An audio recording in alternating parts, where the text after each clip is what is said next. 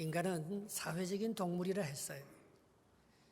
혼자서만 살아갈 수 없는, 요즘같이 전염성이 강한 코로나 바이러스가 우리를 엄습해 올 때 이젠 여행도 못하고 모임도 못하고 심지어 예배로 모이지도 못하는, 서로 각자 떨어져서 혼자 살아야 되는 정말 그런 시기가 왔습니다. 참 두려운 시기가 아닐 수 없어요. 코로나 바이러스는 보통 현미경으로도 보이지 않는 특수 현미경으로만 볼 수 있는 너무나 작은 바이러스입니다. 그게 무슨 큰 일을 할 것 같지가 않는데 오늘 이것이 사람을 위협하고 온 세계를 자기 집안에 가두고 경제적으로, 사회적으로 모든 활동을 멈추게 하는 그런 그 힘이 어디에서 나오느냐 말입니다. 그것은 마치 사도 바울이 오늘 이렇게 복음을 전하면서 이 복음의 능력이 너무나 숫자가 작고 너무나 미약하게 보이는 거지만, 이게 세상 사람들의 눈에는 예수 그리스도의 죽음과 부활을 믿는 믿음의 능력이 아무것도 아닌 것 같지만, 이것이 두려움을 이기고 생명을 부활의 능력으로 만들고 모든 것을 감당해내는 것을 볼 때 이것이 어쩌면 코로나 바이러스하고도 너무나 닮은 그런 역사를 만들어 나가는 힘이 있다는 것입니다.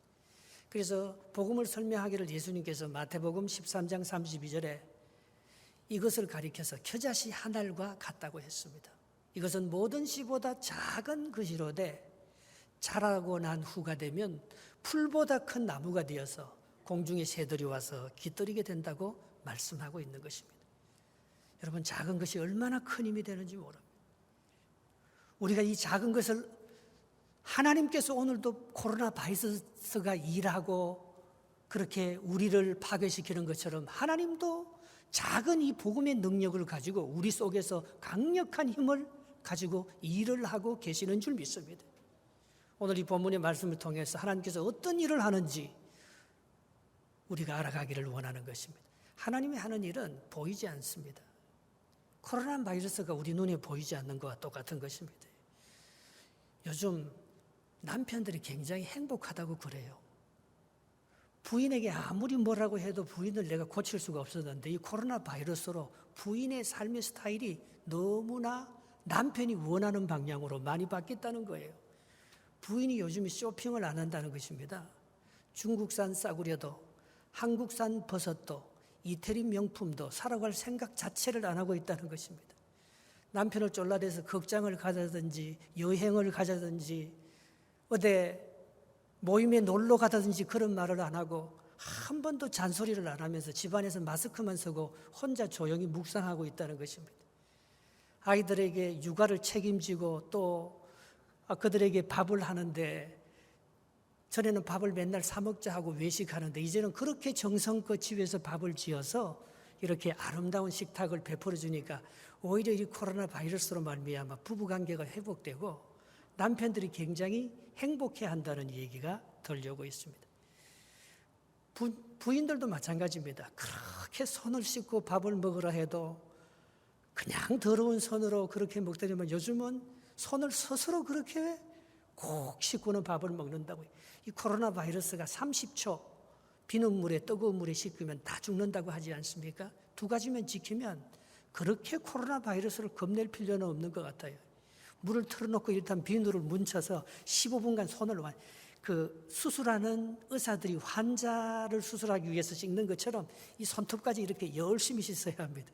그리고 15초 동안 전체 30초를 씻는데 15초 동안 이렇게 손을 열심히 하루에 한 7번 씻으면 자기 전에 꼭 씻으시고, 그리고 저도 자주 이 목이 좀 아프다, 피곤하다 싶으면은 소금물로 각을 하고 말입니다. 예.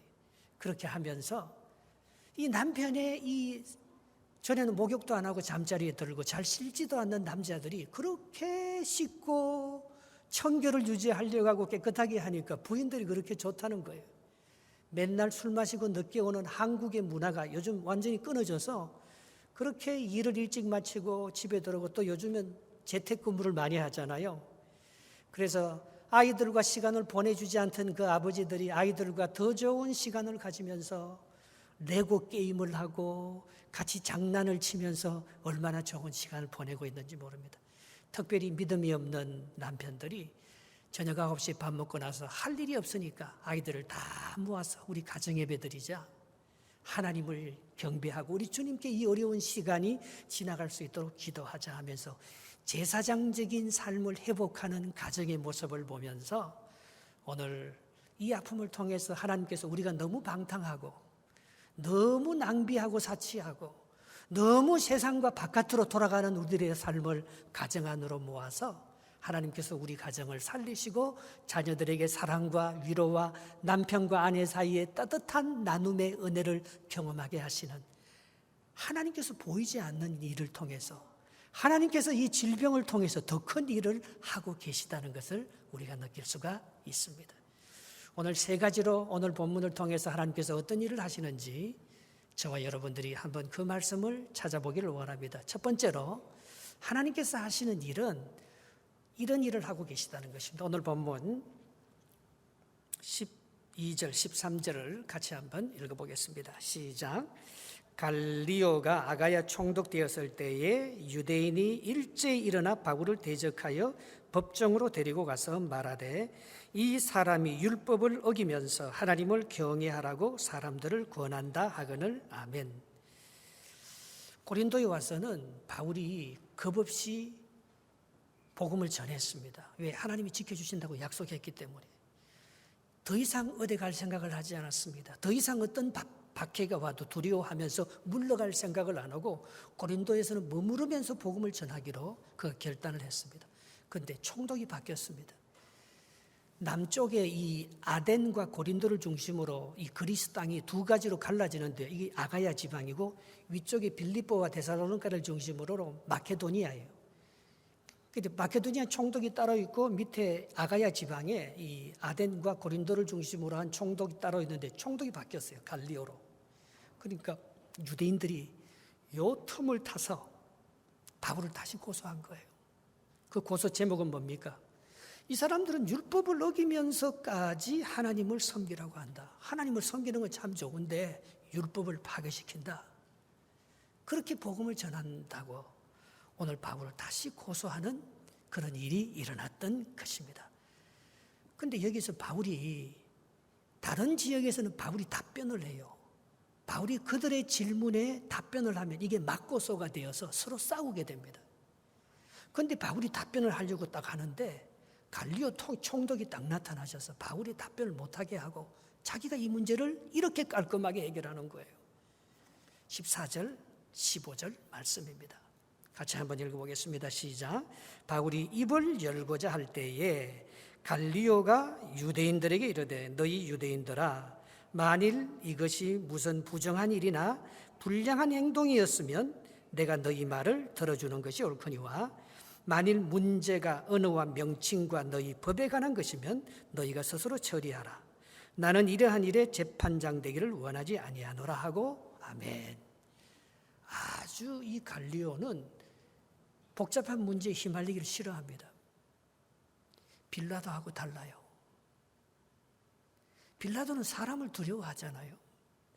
그래서 예수님이 죄인이 아닌 것을 뻔히 알면서도 밀란이 일어날까 봐, 이것 때문에 자기의 정치적인 입장이 어렵게 될까 봐 사람들에 휩쓸려서 사람들의 말을 들어주다가 예수님을 십자가에 못 박는 엄청난 죄를 범하고, 우리 사도신경 신앙 고백에서도 본디오 빌라도에게 못 박혀 죽었다고 그렇게 죄의 값을 그에게 돌리는 것을 볼 수가 있습니다. 여러분, 참 우리의 행위가 중요하잖아요. 우리가 이런 문제가 있었을 때, 여러 가지 어려움이 있었을 때 이걸 어떻게 처리하느냐. 만약에 사도 바울이 부정한 일을 했거나 이 사람이 윤리적으로, 도덕적으로, 사회적으로 다른 사람들에게 해를 끼쳐서 그런 법적인 문제가 있으면 내가 이 사도 바울을 재판하고 해결하겠다는 거예요. 사도 바울을 보니까 예수님하고 똑같이 도덕적으로나 윤리적으로 문제가 하나도 없어요. 단지 문제는 뭡니까? 그들의 언어와 명칭과 율법과 종교에 관한 문제예요. 그건 내가 관리한 일이 아니까 너희들끼리 해결하라고 해서 그들을 보내버립니다. 그건 나하고 상관이 없다는 거예요. 여러분, 우리가 관여해야 될 부분이 있고 관여하지 말아야 될 부분이 있습니다. 그런데 왜 우리가 관여하지 말아야 될 부분을 관여하느냐? 사람이 무서워서 관여하는 거예요.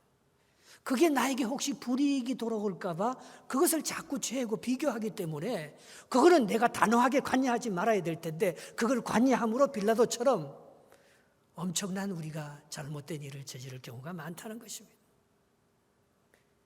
사람을 두려워하고 밀란을 두려워하고 인간의 역사를 자기가 컨트롤하고 조정하려고 하면 우리는 이 모든 문제를 해결하지 못합니다. 우리는 바이러스 문제를 인간의 힘으로 해결하지 못합니다. 우리는 세상에 있는 정말 엄청난 문제들을 인간의 힘으로 해결하지 못합니다. 그건 맡겨야 돼요. 그것은 스스로 그들이 해결할 수 있도록 맡겨야 돼요. 우리 자녀의 문제도 특별히 우리 부모가 다 해결하지 못합니다. 그 자녀가 스스로 그 문제를 풀고 해결할 수 있도록 그들에게 딱 맡겨놓고 있어야 합니다. 그런데 맡겨놔도 두렵습니다. 못 맡기도록 얼마나 방해하는지 몰라요. 그 다음 절 2절 한번 보겠습니다. 16절 17절입니다. 시작. 그들을 법정에서 쫓아내니 모든 사람이 회당장 소스데네를 잡아 법정 앞에서 때리되 갈리오와 이 일을 상관하지 아니하더라. 아멘. 이 사람들이 회당장 소스데네를 잡아갖고는 유대인들이 회당장에게 책임져라. 법정에서 갈리오 총독이 책임지지 않으려고 하기 때문에 이 문제를 그러면 회당장이 책임져라 하면서 회당장을 때리는 이유가 뭐예요? 회당장을 때리는 게 아니고 여기에 갈리오가 조금이라도 관여를 하면 바울을 다시 고소해서 이 문제를 긁어 넘어지려고 하는 거잖아요. 잘못하면 밀란이 나잖아요. 잘못하면 유대인들끼리 싸워서 이 율법의 문제 때문에 사회의 문제 되면 왜 갈리오가 이 문제를 해결하지 않았느냐고, 왜 조용히 있었느냐고 지금 그런 고소를 또 당할 그런 위기 가운데 있잖아요. 그런데 이 갈리오가 어떻게 합니까? 이 일에 전혀 상관하지 않고 눈도 깜짝하지 않는 것을 볼 수 있습니다. 빌라도 같으면 두려워서 떨어서 야 이거 가만히 놔두면 어떻게 되나, 이 문제를 해결해 줘야 되나 말아야 되나 하면서 얼마나 떨었겠습니까?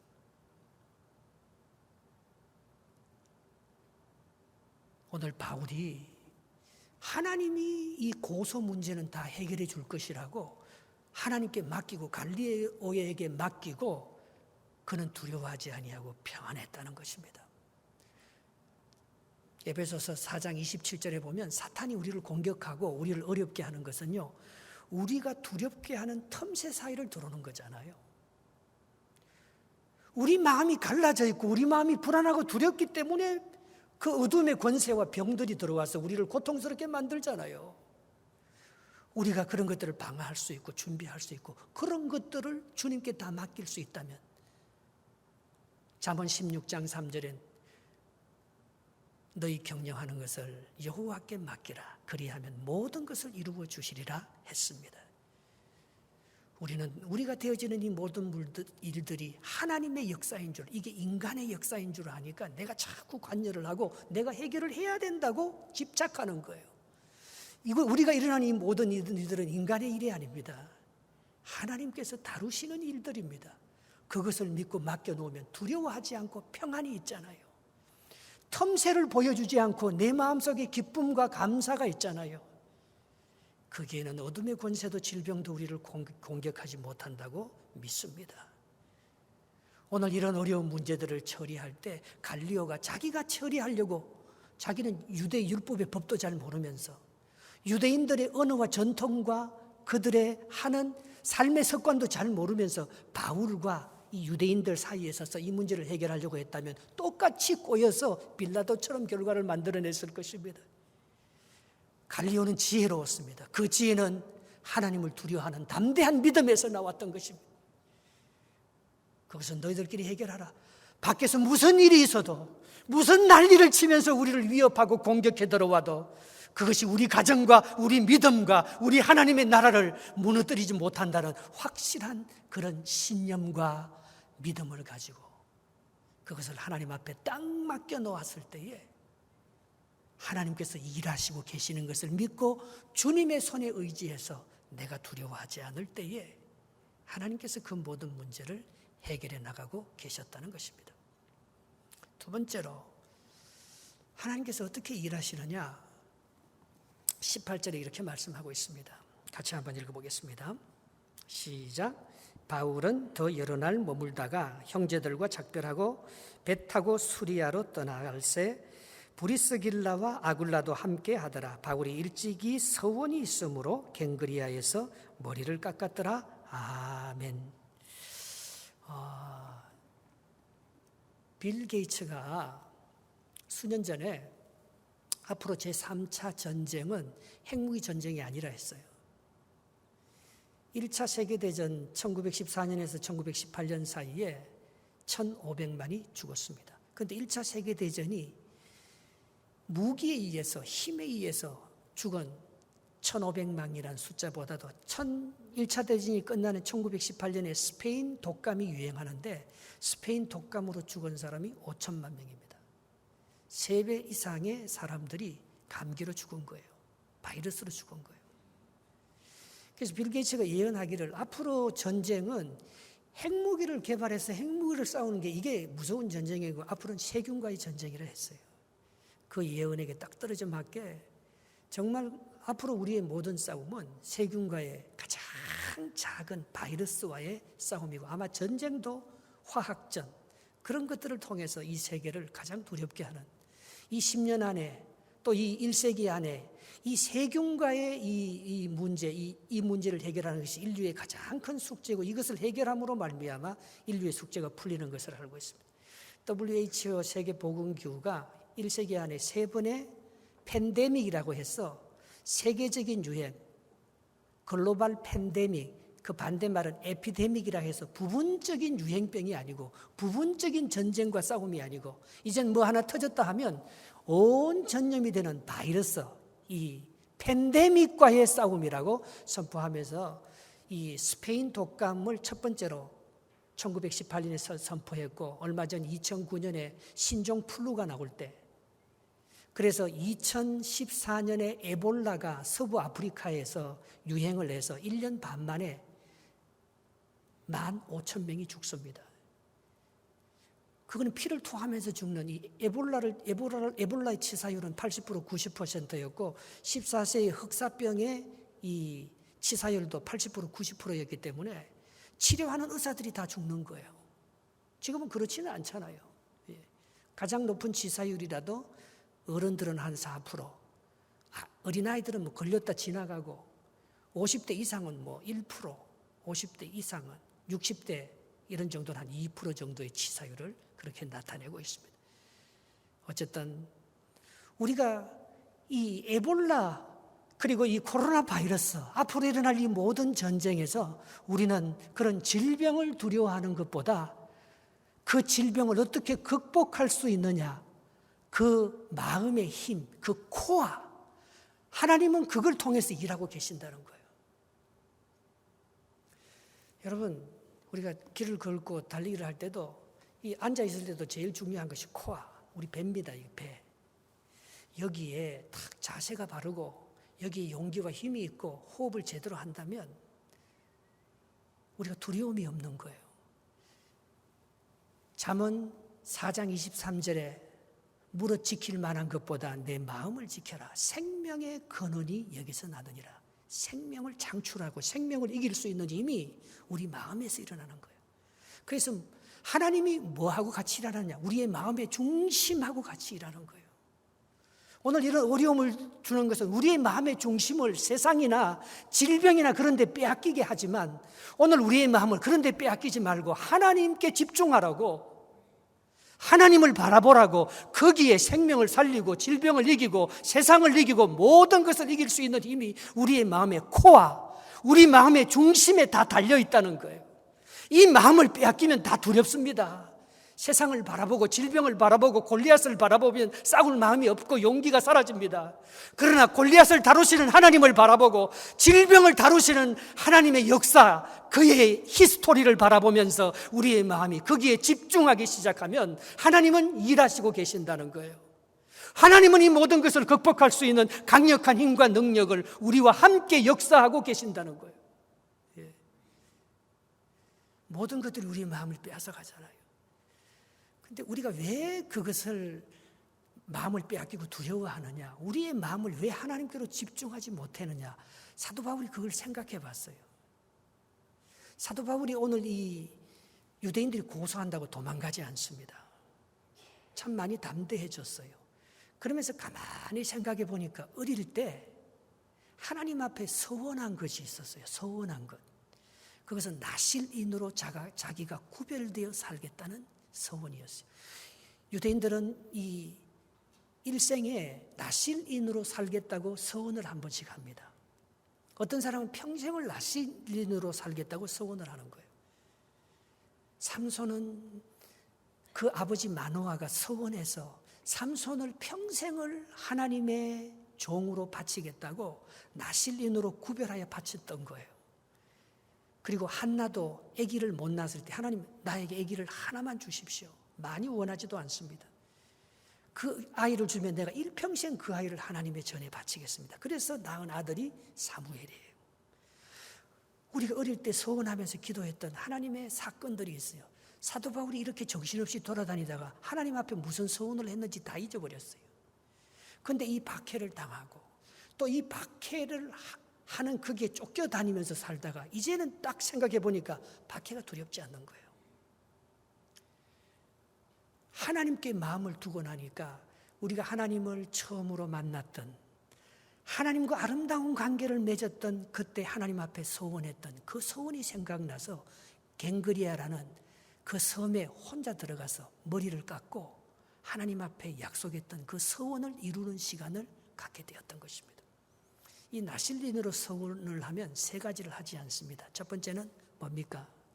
죽음을 가까이 하지 아니에요. 거룩해지는 시간입니다. 두 번째는 독주와 포도주를 마시지 않습니다. 어떤 사람은 요즘 렌트 기간이라고 절대 자기들은 와인을 마시지 않는다고 하는 사람들을 많이 봤습니다. 그게 내가 하나님하고 서원하는 거잖아요. 셋째는 머리를 절대 깎지 않습니다. 하나님 앞에 순종하겠다는 거예요. 하나님의 인도함에 철저히 따르겠다는. 오늘 삼손이 일평생을 나실인으로 서원해서 머리를 깎지 않아야 되는데 그 하나님 앞에 한 그 서원을 잊어버리고 머리를 깎였다가 모든 것을 빼앗기지 않습니까? 오늘 사도 바울이 이런 박해를 당하고 고소를 당하면서 전에는 두려워서 도망 다녔는데 이제는 그 두려움을 벗고 나니까 하나님과의 관계가 생각이 나는 거예요. 그래서 내가 하나님하고 이렇게 살기로 결단하고 약속한 적이 있었지. 그걸 생각하면서 갱그리아에 들어가서 혼자 머리를 깎으면서 하나님과의 서원과 약속을 이루는 시간입니다. 그것이 우리에게 두려움을 빼앗아가고 우리에게 모든 것을 유혹하는 시험을 극복하고 하나님께만 집중하는 가장 중요한 시간이 되었다는 거예요. 하나님께서 지금 이 시간은 집에 앉아서 우리가 TV 보고 혼자 외로워하면서 즐기라고 보낸 시간이 아니고 노는 시간이 아니고 오늘 갱그리아에 가서 사도 바울이 머리를 깎고 하나님과의 소원을 이루는 것처럼 우리의 근본으로 돌아오는 시간입니다. 우리가 하나님과 약속했던 거룩함을 회복하는 시간입니다. 하나님을 깊이 있게 코어를 가지고 중심을 가지고 하나님께 집중하면서 내 삶에 흐트러지고 잘못된 부분들이 무엇인가를 돌아보면서 우리의 옷깃을 여미는 시간입니다. 바로 이것이 질병을 이기고 이 세상의 그 다음 세대를 준비할 수 있는 우리 자손들에게 위대한 믿음의 유산과 하나님의 신앙을 물려줄 수 있는 준비할 수 있는 가장 큰 기회라는 거예요. 오히려 이때가 어쩌면 이제 고난의 시작일지 모릅니다. 이게 더 큰 고난이 앞으로 몇 년이 갈지 몇십 년이 갈지 이거보다 더 큰 바이러스가 와서 우리들을 더 어떻게 위협할지 모릅니다. 그러나 우리가 그 모든 것들을 두려워하지 아니하고 앞으로 이런 일이 있을 때마다 우리의 삶이 세상이 두려워서 피해서 도망가는 게 아니고 더 하나님 앞에 내가 서원한 하나님과의 나와의 그 관계를 정리하면서 하나님 앞에 온전히 나 자신을 드리고 헌신할 수 있는 거룩한 시간, 주님과 함께하는 시간, 바로 그 시간이라는 것입니다. 우리가 이 두려움을 극복할 수 있는 또 하나의 방법은 말입니다. 사도 바울이 이때부터 이제는 내려놓고 사역합니다. 사도 바울의 집착이 빠집니다. 사도 바울의 욕심이 빠집니다. 사도 바울이 아무런 사심 없이 오직 성령의 이끌림을 받아 순종하며 살아가는 삶으로 바뀌는 시간이 이 시간이라는 거예요. 19절, 20절, 21절 말씀입니다. 같이 한번 읽어보겠습니다. 시작. 에베소에 와서 그들을 거기 머물게 하고 자기는 회당에 들어가서 유대인들과 변론하니 여러 사람이 더 오래 있기를 청하되 허락하지 아니하고 작별하여 이르되 만일 하나님의 뜻이면 너희에게 돌아오리라 하고 배를 타고 에베소로 떠나. 전에는 사도 바울이 회당에 가서 변론할 때 유대인들하고 자꾸 싸웁니다. 사도 바울의 변론이 유대인들하고 자꾸 다투고 그들을 이기려고 했어요. 그런데 사도 바울이 이제는 이기려고 하지 않아요. 사도 바울이 이제 경지를 넘어선 거예요. 사도 바울이 이제 그 마음에 두려움이 사라진 거예요. 유대인이 자기를 공격해도 겁나지 않는 거예요. 그러니까 또 이 어려움을 당할지 뻔히 알면서도 회당에 들어가서 변론하는데 사람들이 사도 바울의 얘기를 들으면서 적개심이나 분노나 원망을 가지는 게 아니고 오늘 어떻게 말합니까? 여기 회당에서 계속 와서 말씀을 전해달라는 거예요. 여기 좀 더 머물러 오랫동안 회당에서 우리와 함께 교제하자는 거예요. 유대인들이 상대방이 변하는 거예요. 바울이 힘을 빼니까. 예수님의 위대한 구역은 예수님의 능력에 달려있지 않았습니다. 누가복음 22장 42절에 보면 주여 할 수만 있으면 이 잔을 내게서 떠나가게 하옵소서. 그러나 내 뜻대로 마옵시고 아버지의 뜻대로 하옵소서. 그렇게 말씀합니다. 여러분, 이때부터 예수님은요, 십자가가 두렵지 않았어요. 그의 죽음이 두렵지 않았습니다. 이때부터 예수님께서 강력한 부활의 능력과 정말 하나님께서 너를 통해서 영광을 받았고 앞으로도 너를 영화롭게 할 것이라고 했어요. 믿음의 주여 온전케 하시는 예수를 바라보자. 그는 그 앞에 있는 기쁨을 위하여 십자가를 두려워하지 아니하셨더니 하나님의 보좌 우편에 앉으셨느니라. 이제 아무도 바울에게 시비 걸 사람도 없습니다. 시비를 걸어도 바울이 그게 두렵지 않습니다.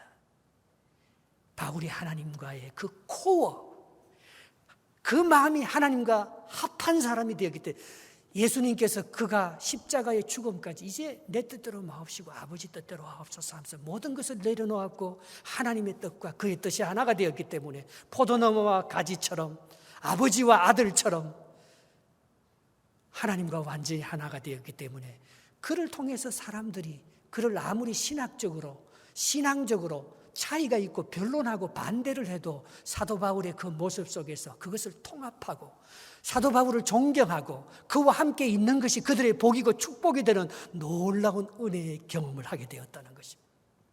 이 시간에 하나님께서 우리를 통해서 하시는 가장 큰 일은 우리의 의를 죽이는 작업입니다. 내가 내 삶의 주인공이 아닌 것입니다. 하나님께서 우리의 삶을 통해서 위대한 일을 할 수 있도록 겸손히 나를 내려놓는 것입니다.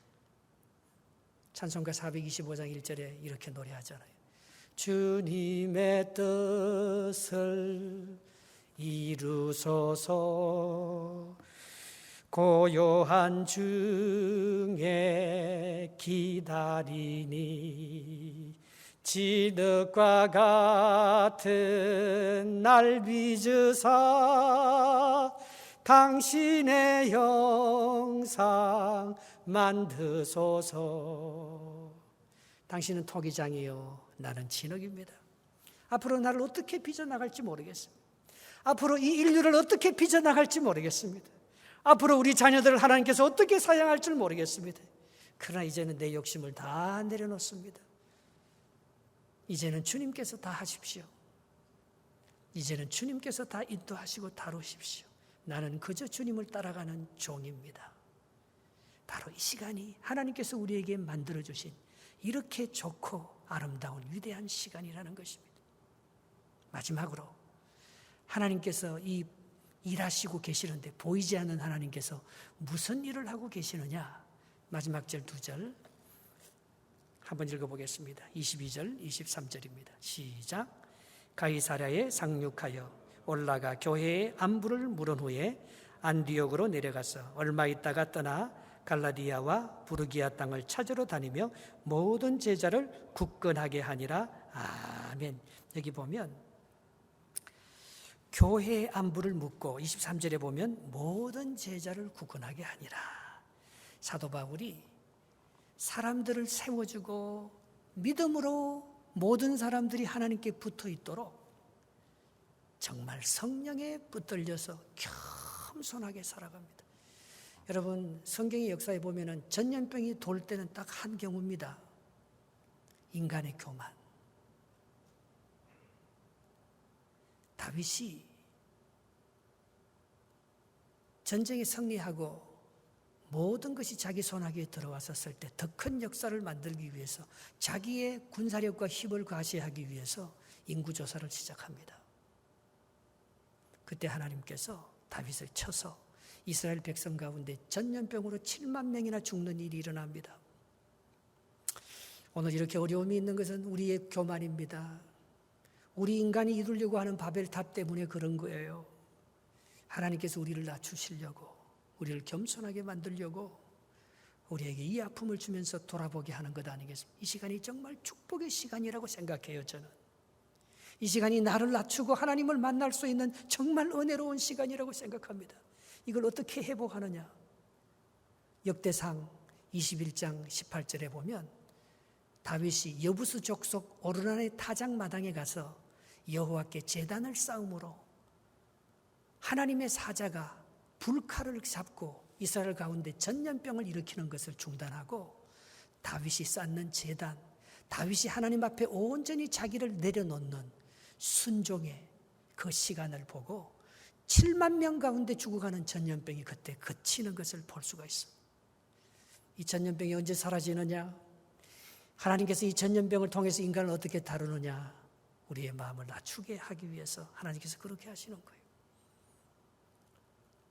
잠언 30장 5절에 보면 그의 진노는 잠깐이요 그의 은총은 평생이로다 했습니다. 하나님의 은총은요, 하나님의 진노보다도 훨씬 큽니다. 하나님은 이걸 통해서 우리의 마음을 낮추고 하나님을 경배하라고 하나님께서 우리에게 말씀하고 계시는 거예요. 우리가 있는 그 자리에서 우리의 마음을 낮추고 주님 앞에 나올 때 하나님은 정말 우리가 우리의 능력으로 이루려고 하는 것보다 훨씬 더 크신 위대한 능력의 역사를 만들어 가시려고 우리의 마음을 겸손하게 하시는 얼마나 큰 은혜의 시간인지 몰라요. 저와 여러분들이 이것을 두려워하고 그렇게 물러가 있지 말고 오늘 오르난의 타작마당에 와서 제단을 쌓는 것처럼 아브라함이 어디 가나 제단을 쌓는 것처럼 지금 교회에 한국교회 조사해 보니까 이런 어려움이 있을 때 교회 문 닫고 그냥 온라인으로만 예배를 드려야 된다고 하는 사람이 75%.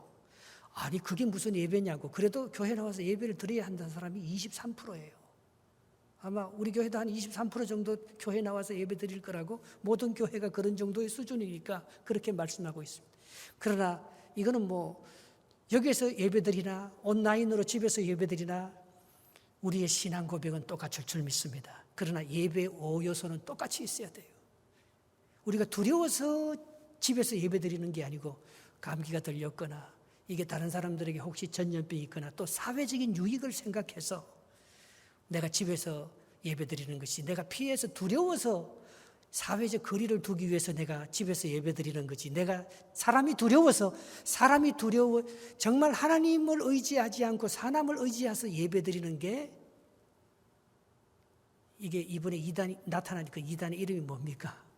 신천지예요. 신천지는 하나님께 예배드리는 집단이 아니에요. 이름만 하나님께 예배드리지 사람하고의 관계가 쫙 연결되어 있어요. 사람을 집착하는 건 예배가 아니에요. 사람을 무서워하는 건 예배가 아니에요. 하나님을 무서워하고 하나님을 경배하는 것이 예배지. 신천지 어둠의 잘못된 종교들, 잘못된 하나님을 경외하지 않는 것들을 다 털어내어서 망하게 하시고 오직 하나님을 경외하는 하나님이 온전한 경배를 받으시기 위해서 우리들의 예배를 회복하기 위해서 오늘 이런 시간을 준다는 생각을 해봅니다. 예배는요, 기도와 찬양이 있어야 되고요. 예배는 설교와 봉헌이 있어야 되고 예배의 마지막은 축복입니다. 항상 하나님의 은총이요, 우리에게 임하는 저주와 심판보다도 훨씬 더 큰 거예요. 그래서 오늘 어디서 예배를 드리든지 우리가 두려움에 몰려서 우리가 그렇게 예배를 멀리하고 교회를 멀리하는 것이 아니요, 하나님께서 우리에게 주신 이 시간을 조심하면서 우리가 이 두려움을 극복하고 하나님이 보이지 않는 곳에서 누구를 통해서 어떤 사람을 통해서 역사하시는지 그걸 깨달으라고 하나님께서 우리에게 이런 좋은 시간을 주신 줄 믿습니다.